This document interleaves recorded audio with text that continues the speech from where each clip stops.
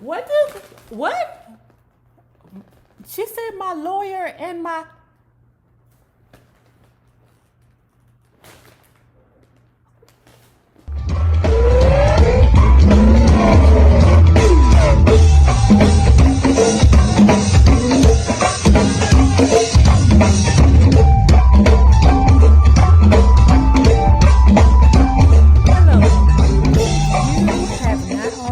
So please make sure that you like, share, and subscribe because it is so important to my success here on the YouTube and the Patreon. And if you are not a member of my book club yet, hit the Patreon link below, donate a $5 monthly fee, and be privy to all the shenanigans first.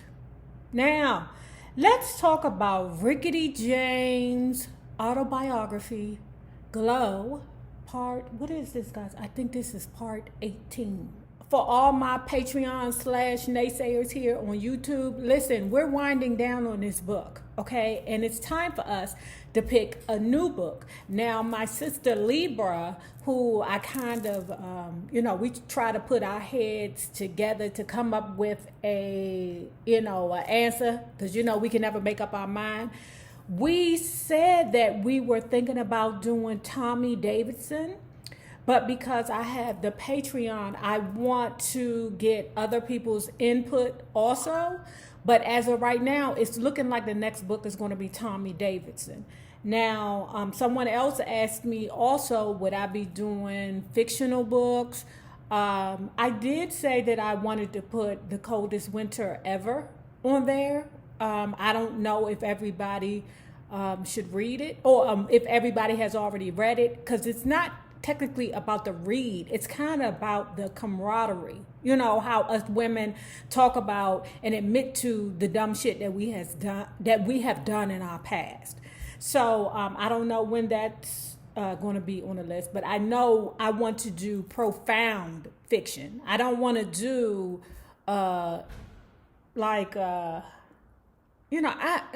sometimes them black love books be blowing me. I mean, it just be blowing me. So, with all that being said, let's get into it. So here we are, part 17. Oh no, it's not 17, it's 18. But where we left off on part 17 was Rickety James went to go see Debbie Allen perform, or he was supposed to see Debbie Allen perform, and what ended up happening was the nigga was so hunched out and potted donut out that he couldn't stay woke to see Debbie Allen. And Debbie Allen pulled him to the back to her dressing room, threw him down in a chair, and sat on him, and here we go. Debbie Allen gets into the business and said, oh, you a mess. A hot one. Whenever your friend, your real friend, not a fake friend, but a friend asks you to come see her perform, and you so hunched out and so blowed out, okay, that you can't even stay woke, that's embarrassing. You need to pull yourself together. Rickety James was like, okay, I'll pull myself together. This is when he actually met his, sexy, 17 and sexy. This is when he met her, okay? He said he loved a young lady because she was almost jailbait. Almost jailbait? What city is that when 17? No, there are some legal ages on when you can hunch, or when you are able to make a decision to hunch. I don't know. And what he loved about the young lady was that the young lady gave him, power. She re-energized him. She was able to give him a new lease on life. Okay. And what else gave him a new lease on life was his opportunity with Eddie D. Murphy. He says Eddie Murphy was a comedian on and off stage. He loved him, and he respected the fact that Eddie Murphy didn't have bad habits like him, starting with the boogity sugary. Now, Eddie Murphy, had the world by his balls then, back in the 80s, you heard me? I mean, by the balls. He was doing movies, he was doing stand-up, he was a force to be reckoned with, you heard me? He was like Kevin Hart before Kevin Hart, but he was actually funny. Eddie Murphy tried to reach out to Ricky James so that Ricky James could help him to do a song, and Eddie Murphy loved funk. He loved Ricky James and funk. But the problem was Ricky James was back on the pipe. Bad. You heard me? Bad as a motherfucker. So, when them people be around there being on them crack runs, you know what I'm saying? When they be, on a world tour, looking for the best, booger, sugar, powder donuts out there. Oh, them niggas be missing. Eddie Murphy called Ricky James the first time.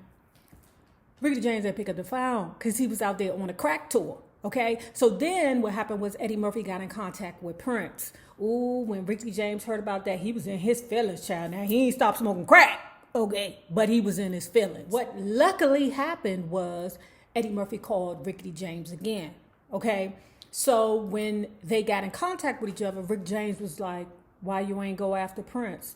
Eddie Murphy was like, that nigga made me feel weird. Plus, he stared at me too much. It was like, Joe, what are you staring at? On the inside, Ricky James was like, good. That little motherfucker don't know what to do with you. Because he's working with Eddie Murphy again. He's feeling this whole new, fresh, new feeling. He has got the glow again. This glow that he's been living with his whole entire life. Rick James said that he was so excited about the collaboration between him and Ricky James that he stopped getting high. Hold tight. Wait, man. Hold it. He said the only thing that he was using was weed. Okay. And wine. I mean, it's not going to help your sobriety, but shasta la vista to the fact that you wasn't around there, on another crack tour. Because, once they go out there on that crack tour, you don't know when they're going to come back. Ricky James said the hardest part about the collaboration was trying to find Eddie Murphy's voice. He was a comic who imitated singers, right? So Rick James didn't want him to sound like Stevie Wonder or some lounge singer. He wanted him to sound like Eddie Murphy. It was like a struggled, I don't know. It was a struggled something, but the beat was a banger. My girl likes to party all the time, party all the time. Once they found his voice, party all the time went straight to the top. And RJ finally got his opportunity to be on MTV. Now, MTV hated his ass, right? They hated that motherfucker because every time Ricky James got a chance, he went down to the interviews, high or not, and told them that MTV was full of shit and they don't play all music and that they bigots. And then MTV did Ricky James a favor and said, oh, yeah, since we a bigot, guess what we're going to do? We're going to play this black dude over here that we know you hate. We know you hate that motherfucker, so we're going to put Prince on there. And, that's the reason why Rick James said that Little Red Corvette by Prince was so popular, because MTV hated Rick James so much that they wanted to make Prince a success. Okay. Right. Because of Eddie Murphy, MTV finally acknowledged Ricky James. But it was because Eddie Murphy was hosting the MTV Awards at that time also. I'm telling you, that damn Eddie Murphy, that motherfucker was on fire. And now, that was like the only little piece of, anything they gave him was party all the time, because that was in heavy rotation on the MTV. But that party on the time was only on there because of Eddie Murphy, okay? And also what he noted was that after a while that the Mary Jane Girls in My House eventually played on MTV too.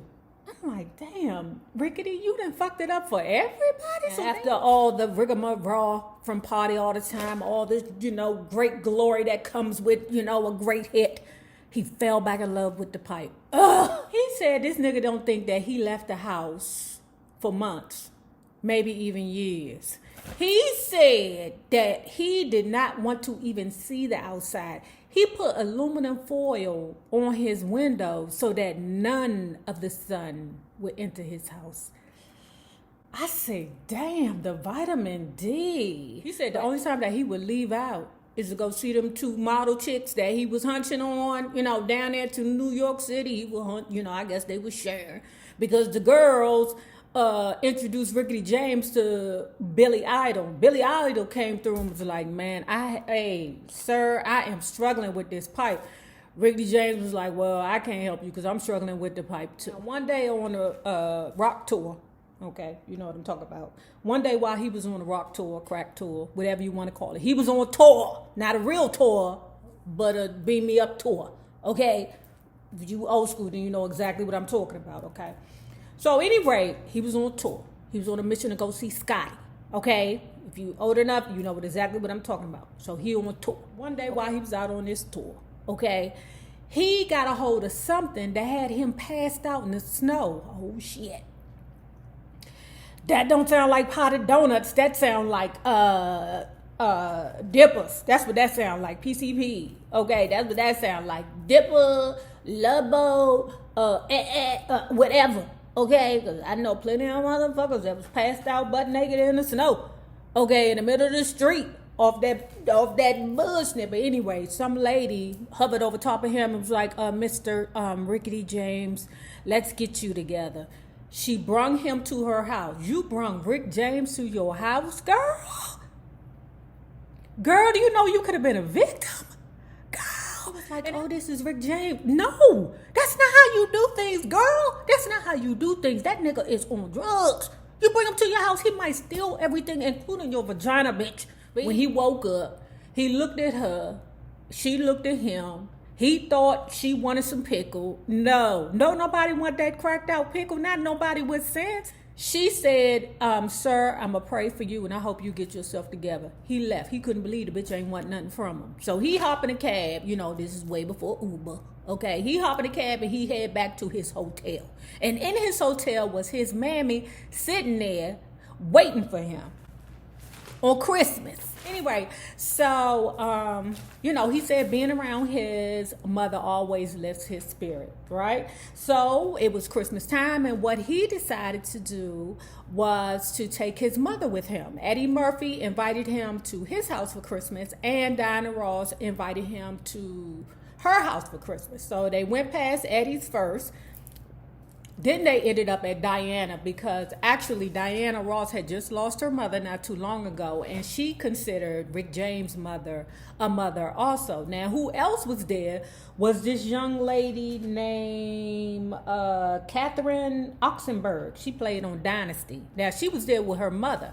Her mother was a princess from Yugoslavia. Her name was Princess Elizabeth. Now, Rick James and the princess, you know, had a wild and exciting love affair. And he said she didn't judge him for his, you know, drug use. What she said was, look, this American rehab bullshit, this is nothing. You know, I can hook you up with something for real over there, you know, where I'm from in Yugoslavia. Okay, they got real shit over there. This over here, this is kids camp, okay? He said eventually he had to leave Princess Elizabeth because he knew he wasn't shit. And he wasn't about to ruin that lady life. Now, you know, Mama, of course, Mama's like, I liked her, baby. Mama, you know your son ain't shit. He's now working on that song, Glow. I just recently looked at the video. It was like an extended video. Rickety James, listen, I'm so sorry, but I was not impressed. You know, your acting skills sucked. I hate the way you kept flipping that blonde wig or red wig. It fucked me up. I love the song, but when you kept flipping that wig, I don't know. You just fucked me up with that. I'm sorry. But he was hitting the pipe heavily. He had full control over his life at this time. Son, you have visitors. Visitors? I don't got no visitors.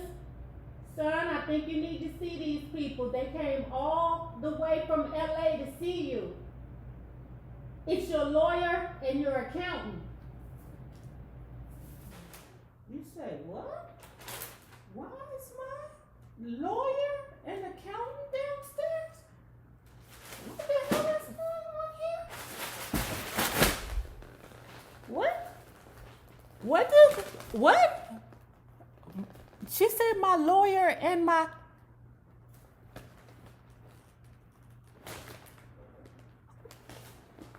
Who are you?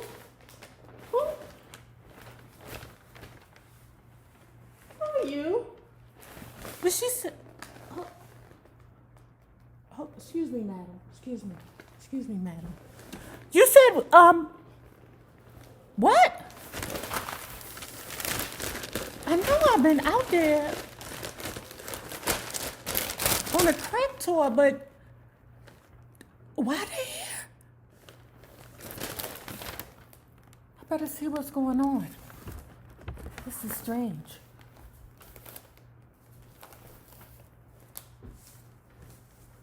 Excuse me, madam. Excuse me. Anyway, Ricky James ended up at this rehab called McLean Hospital. It's actually where Ray Charles went to get clean off of that juggy. Okay, and you know, he was resistant at first, but when he seen his friend Steven Tyler, okay, what ended up happening was, you know, when he saw how good Steven Tyler looked, he was like, you know what, I can give it a shot. But he felt like it was boring. That's because you had ADHD that was never diagnosed, and your mammy let you run around here with no goddamn none of the children was diagnosed with anything back then, child. At any rate, he came out of the rehab clean. That was funny, because check this next move. He got in contact with Jan because he knew that Jan was an old user, and she probably was using heavier now that her ex-husband / you know, income is gone, meaning Marvin Gaye. So she got a hold of, Rick James got a hold of Jan and stood in judgment and said, Jan, you got to clean yourself up. You got to do better. Jan was looking at him like, oh, you serious? Now, Rick James said he could look at Jan and tell that she was, you know, stoned, okay, whatever, you know, throwing down, whatever he called it. But he was like, I'm serious, Jan.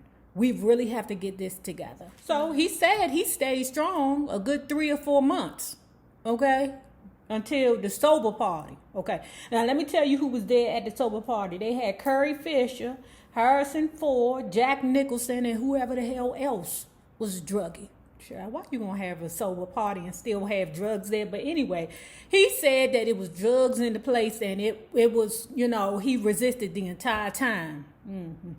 See, I guess what it is, he cannot resist both. Because let me tell you what the both is. He had hooked up with this girl, okay, that laid some boogity-sugary on his table, then sat down on the couch on the opposite side of him, and, you know, was like, what you gonna do? I mean, he failed. After he didn't have that long night with the lady and the pot of donuts. Ring, ring, it's Jim Brown on the phone. Rickety, I heard what happened. You need to hurry up and get your ass back into rehab. Okay? Not yet. Not yet. He say he was back like he never left. Okay? He out here, he doing the, you know, on his, you know, rock and roll tours. We're going to say that because we like to keep this shit monetized. But he out here on his rock and roll tours.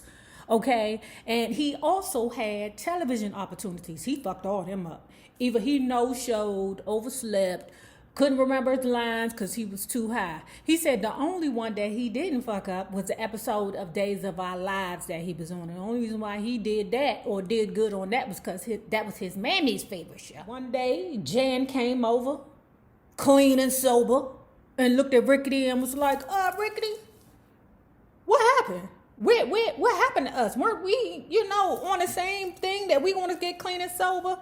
Rick James was like, I'm ashamed, Jan.